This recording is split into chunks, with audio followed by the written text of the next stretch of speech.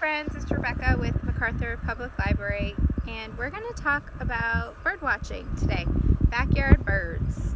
So these are a few of my feeders, and the birds aren't here right now because I'm so close, but just fill them up with seeds. Here's one up there, there.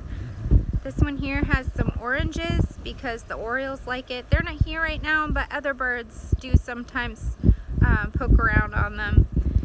And I'll hop inside and we'll go into a website where I'll be able to show you how to identify certain backyard birds that you'd see, like American robin or northern cardinal, American goldfinch, and some common ones that you might see around your yard. And I'll play the sounds for you too. So we'll see you there.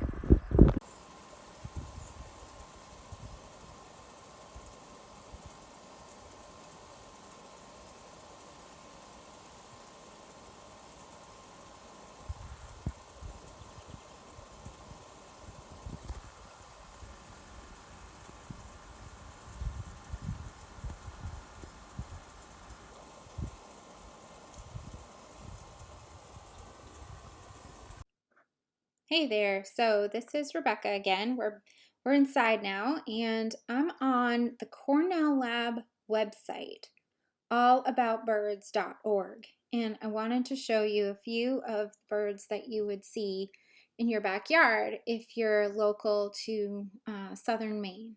So this isn't everything you'd see, but it's a handful of the most common ones. So first up is the American robin. And there are some key traits to this bird that you would notice right off, is that you'll most often see a robin on the ground hopping in early spring looking for worms. They're sort of the token sign of spring here in Maine, and they have a yellow beak, orange chest, orange breast here, and their body is mostly brown, tan, dark brown. They can vary in shades of brown. So here's what their song sounds like, and I love listening to them at dusk. I'll play it for you.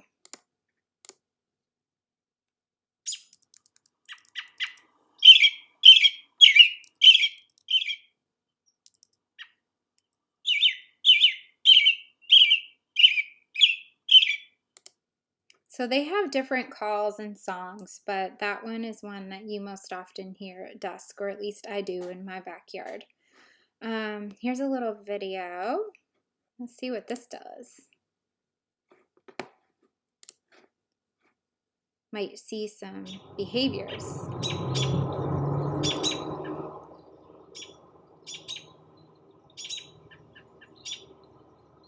So there's your American robin.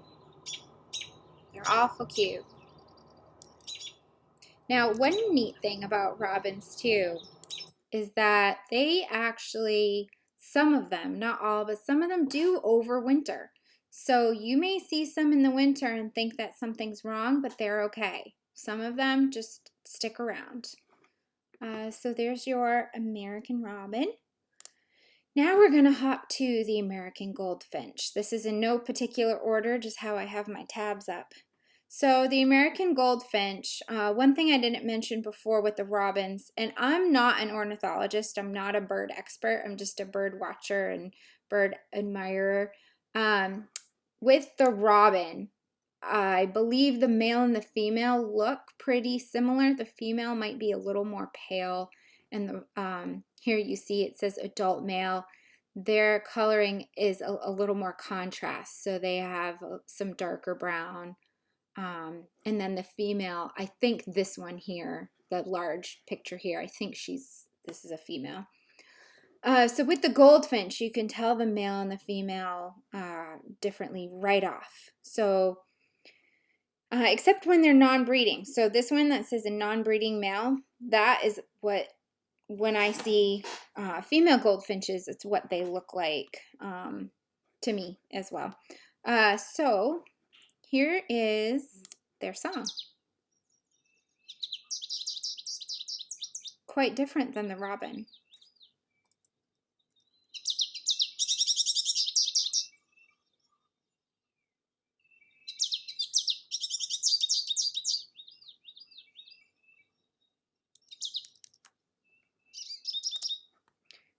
And you'll notice that their beak is a much different shape. So the robin's was longer, great for finding worms.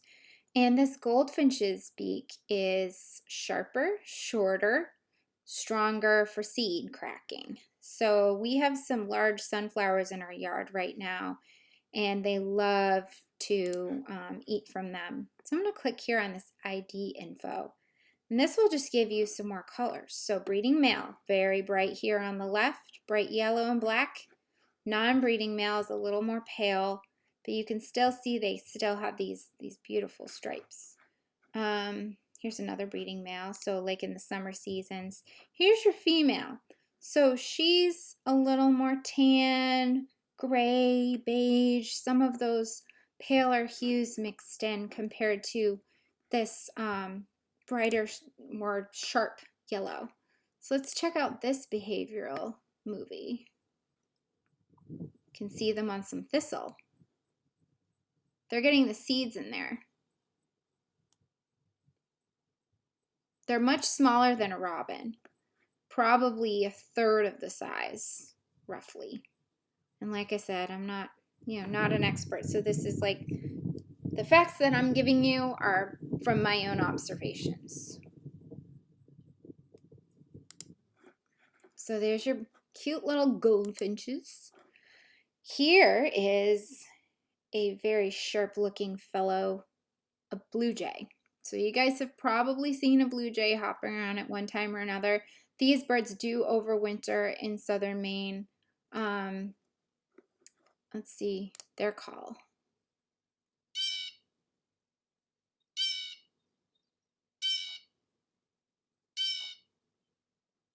Sounds like an alert to me. They're just making others aware of their presence. And here is, so they're very beautiful shades of blue. Sometimes I find a bright blue feather on the ground and I hang on to it. Even this color in here on them is pretty. It's like a bluish gray. They have a beautiful wingspan. So on this website on Cornell Lab, all about birds, so I've been showing you some images, but if you scroll down on each bird, there's a lot more information on them. They talk about backyard tips, what feeders a specific bird likes. So if you're looking to attract certain birds, it'll tell you what they like. It'll tell you their range of where they live in the US or otherwise. So let's see what this one has for a video. Here's your blue jay.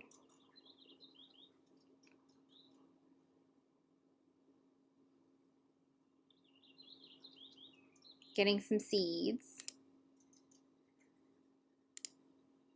Here's just some different shots of blue jays. Sometimes you'll find them in groups, in flocks, of several. Sometimes they're not always alone. So, cool bird. Lots of fun to watch. When I see them at feeders, it seems like they come and they just announce their presence and boot everyone else out. I still like watching them, but sometimes they are a bit of a hoarder with, food, and they try to hog everything. So here's another favorite, colorful cardinal. So northern cardinal. Here's their song.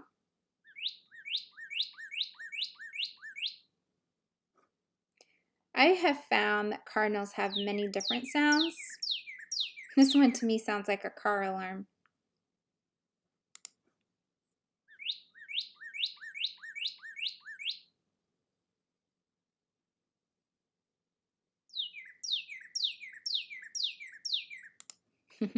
So this is the female right here, this golden one. She has the red beak still, very good for seeds. You can see that short, sharp, strong shape. She has the red-orange wings and tail, and sometimes some pink corals under her belly and chest, and then up here on the crest.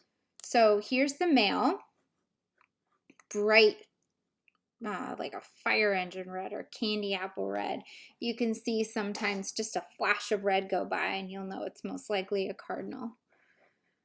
Let's see, here's a little video of them so you can see what they do. Oh, here's a little finch, either a purple or a house finch. We'll talk about those guys too. I think that's a house finch. Here's your cardinal. In the snow.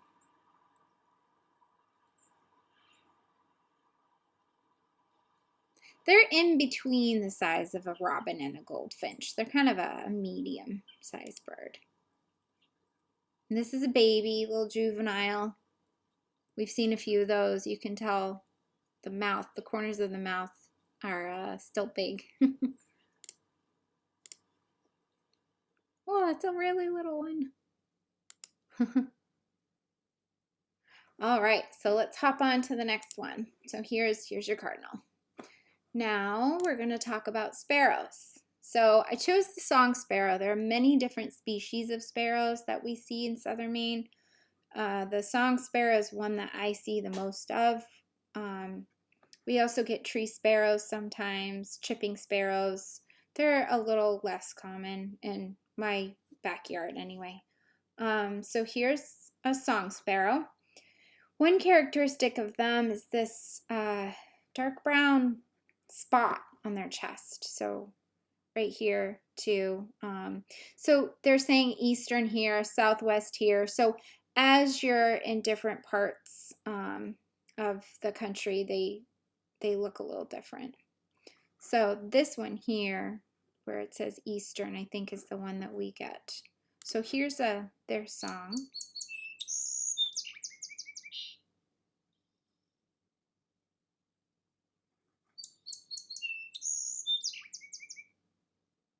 Sparrows are often overlooked, and I still really enjoy them.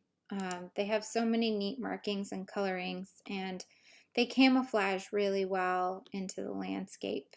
That's why they have so many different shades on them, so they kind of blend in with the grass. So here's a little video clip. Let's see this. This is like the sparrows that we get. One of them.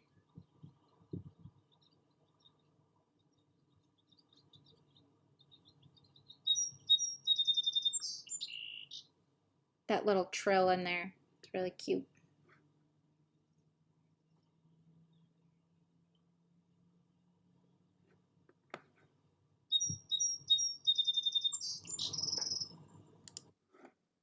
So if you like this website and you hop on here, and you can spend a lot of time. It talks about color patterns here. You can read more about them, behaviors, the habitat that they live in, regional differences. And this is kind of what I was talking about, where it showed, just look at this beak right here, how it comes down and curves down more.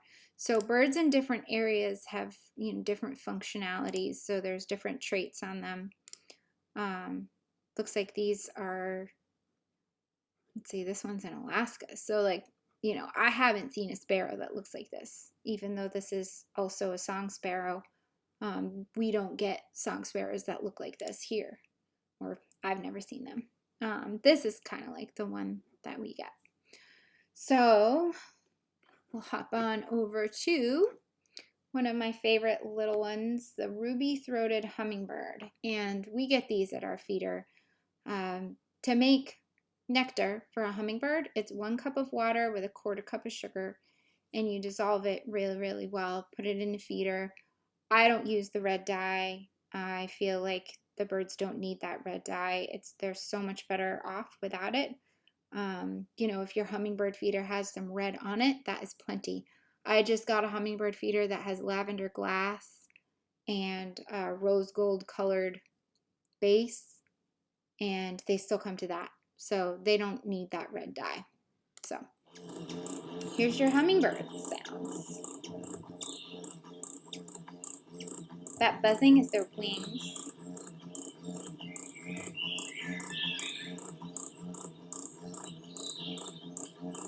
And sometimes we hear them chirping when they're sort of sword fighting. Hummingbirds are very territorial. So this is the ruby-throated hummingbird. So the male has this bright red throat. The female here, let's see if this gets bigger. Yep, she does not have the red throat. Sometimes they perch. Look how puffed up and cute they are. This is an adult male, it says, but I don't see the red here. So I'm not sure if that red is just hiding because he's puffed up. Let's see. One thing it says about this is upper bright metallic green and short tail is black and forked. So I don't see the red here, and I don't know if that's just the angle of the iridescence that it's not showing, but normally I see it like this. So this one is an immature male. So it sort of is still getting the rest of the red in the throat, and that's also why it probably looks a little patchy and green, kind of like the female, because it's in between its stages. So let's play this video and watch out for the little hummingbird.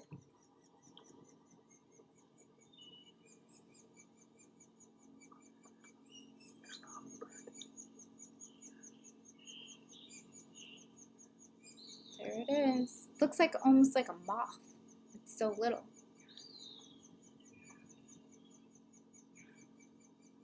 Where'd it go? There it is. Getting insects.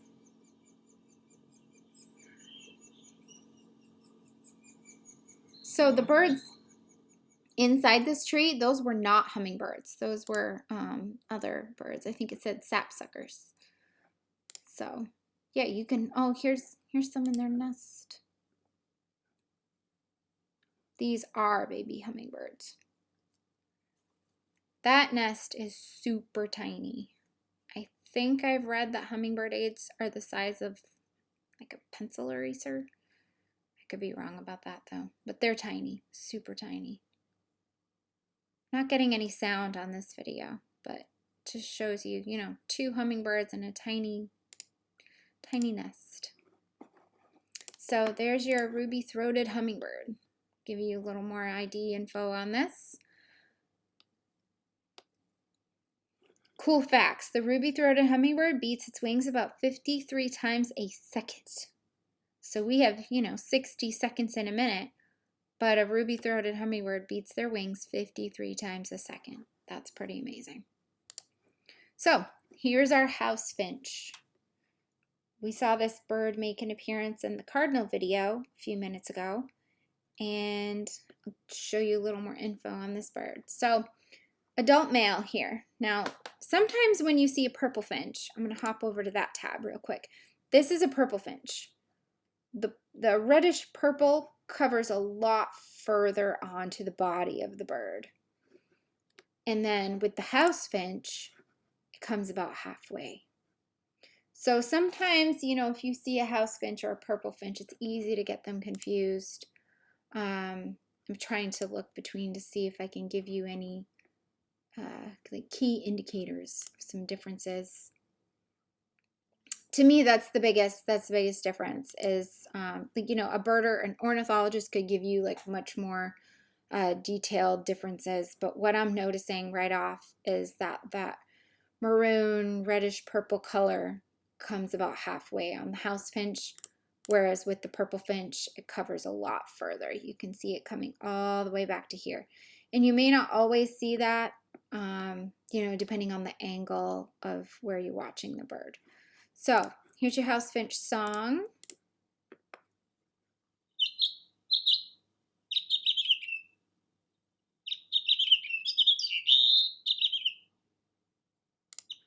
And here's your purple finch song.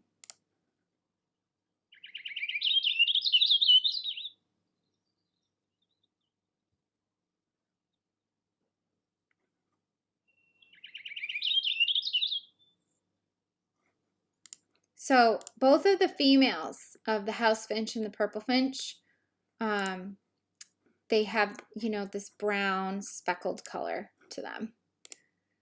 So here's your house finch, and then the female purple finch right here.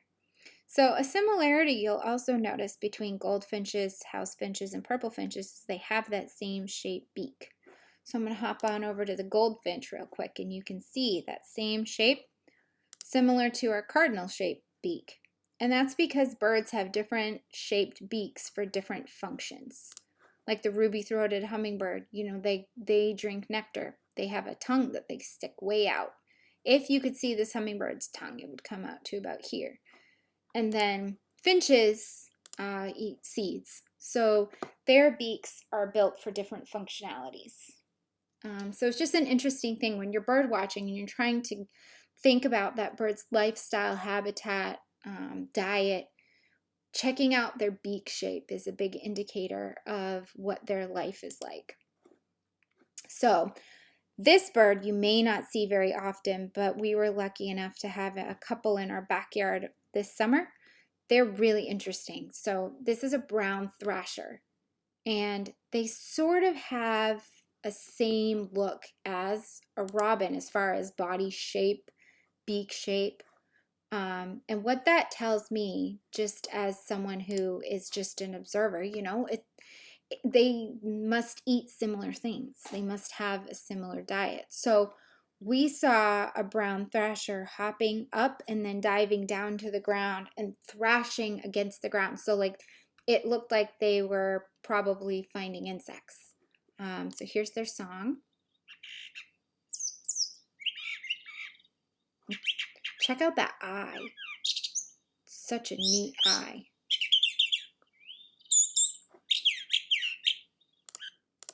Here's some more ID info on them. That eye just is so bright. And their feathers were very unique. When we saw them, they moved rather quickly.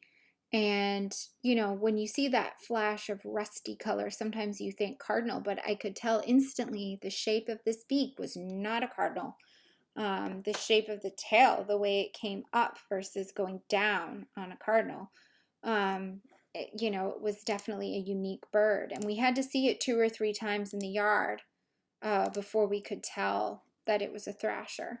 So let's check out this video.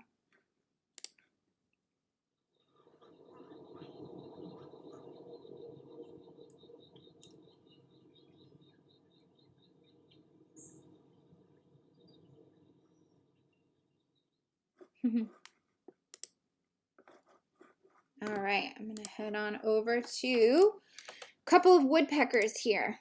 So we get hairy woodpeckers and downy woodpeckers, and they look very similar, but the hairy woodpecker is larger.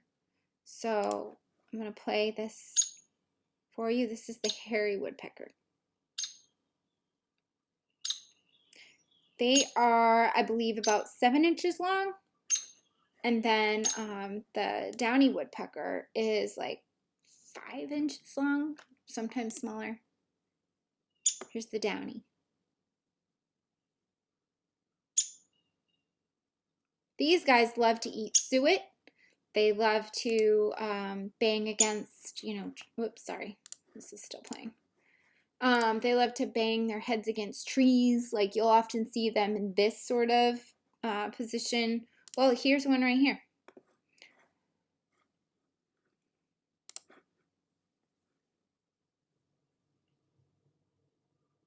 Here comes the hairy woodpecker. He's got a big worm for his babies. So the male has that red on the head. You can see it here, right there. The female would not. She is just black and white, very striking. And the male has a little bit of red.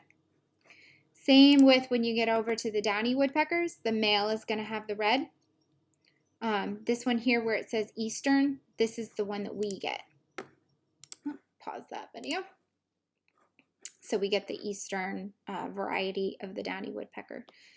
And here's the female. So you can see on the back of her head for the downy woodpecker, no red. So if you see a black and white woodpecker like this that's fairly small, it's the downy woodpecker. And then if you see one like this that's larger, more like the size of a robin or larger, it's the hairy woodpecker. So there's the differences between them. Let's see.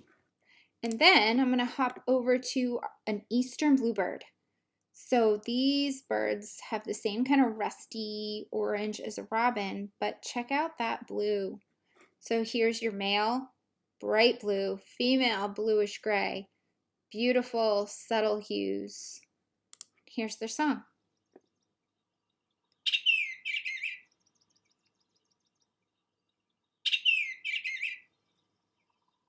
I've heard bluebirds make a few different sounds. So these calls, you know, are summarizing, basically giving you a most common sound, but I've definitely heard them make more of a like drone, like groany whistle, like slow, mellow whistles. Here's a little video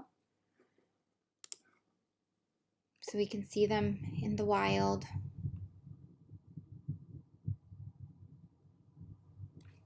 Bluebirds are excellent at catching insects. That little beak is functional for that, even while they're flying.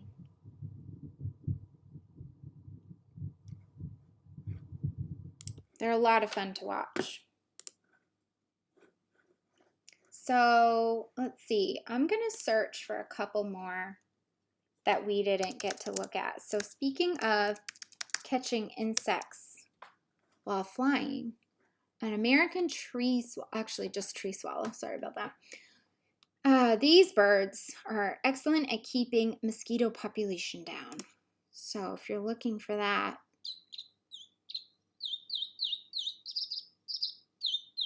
there's their song.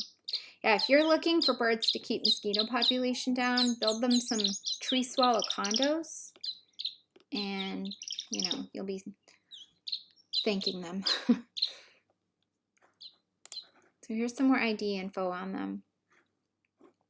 We also get barn swallows around here, but I see a lot more tree swallows. Here's a barn swallow. So here's the differences. Tree swallow right here, similar species, barn swallow. So if you see each of these birds flying, for the tree swallow, you would just see a white chest and belly. And with a barn swallow, you're going to see more warmth. You know, they've got that orange red under here. Their belly is more of a cream color yellow. Let's see what else they can show us. Oh, purple martin. Much different. I haven't seen one of those. Check out all these tree swallows over here. So adorable. Okay, and one more that I want to play for you. We're going to look at a barred owl, because we heard one of these the other night out in the woods. Check out this sound.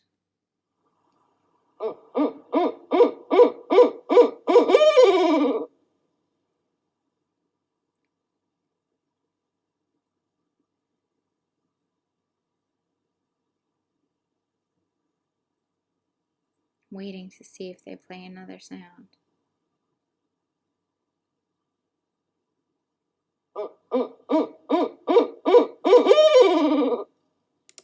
They also do a sound that sounds like this. Who cooks for you? Who cooks for you? So there's me doing a owl call. Let's check out some ID info on this bird. So this is the largest bird that we've talked about today. I've seen them in the wild. They are striking, beautiful, gorgeous, giant wingspan. And check out these. This is what they're called a barred owl for. These bars along their chest. They are gorgeous. Here's a video of them.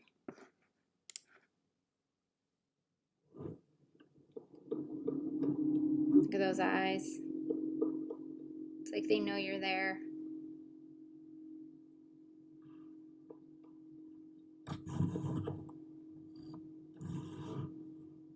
See the bars.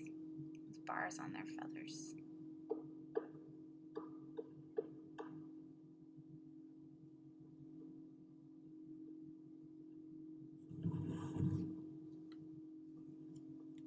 And so speaking of beak functionality,